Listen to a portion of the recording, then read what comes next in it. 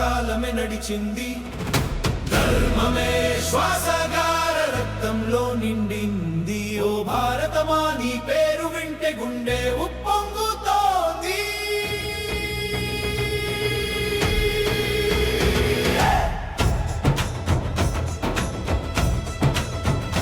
హిమశిఖరాల మౌనంలో ఋషి శ్వాసే మంత్రమైంది.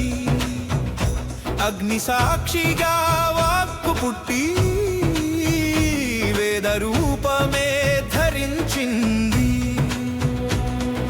శూన్యానికి అర్థం చెప్పి నక్షత్రాలకు దారి చూపి మనిషే దైవమని పలికిన జ్ఞానమే నీ కిరీటమైంది.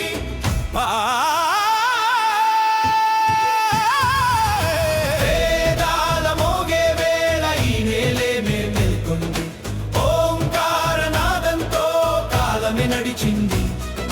ధర్మమే శ్వాసగా రక్తంలో నిండింది. ఓ భారతమా నీ పేరు వింటే గుండె ఉప్పొంగుతోంది.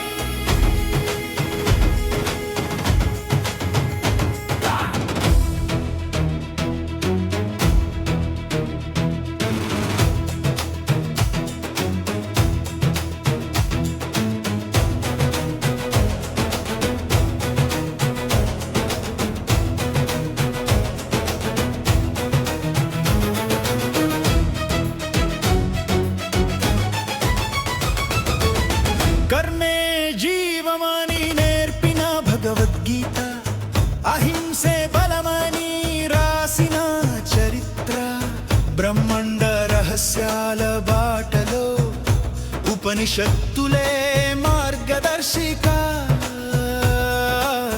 కులం కాదు, మతం కాదు, మానవత్వమే అసలైన పతాకం.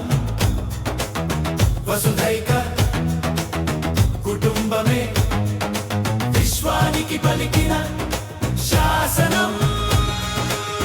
యుగాలు మారినా, యుద్ధాలు వచ్చినా, సత్యం ఒంటరిగా నిలిచిన తల వంచే స్వభావం లేదు. ఈ మట్టిలో నిద్రించిన ఋషుల తపస్సు శ్వాసగా ఈ రోజు మన గుండెల్లో గర్జనై మళ్ళీ జన్మించింది. అందుకే మనం ఎప్పటికీ వెనకబడి ఉన్నాం. మన ప్రకృతిలో, మన భూమిలో, మన దేశంలో చాలా సంపదలు ఉన్నాయి. వాటిని తీసి మనం ఒక ఆకృతిని దాంతో ఆర్థిక సృష్టిని మనం సృష్టించలేకపోతున్నాం. ఏమీ కారణం అంటే శ్రమించకపోవడమే.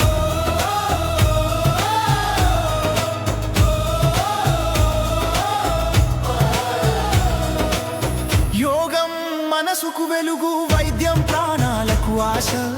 వేదాల నీడలో వికసించిన విశ్వజ్ఞానపు శ్వాస. పాతదే అయినా పరమార్థ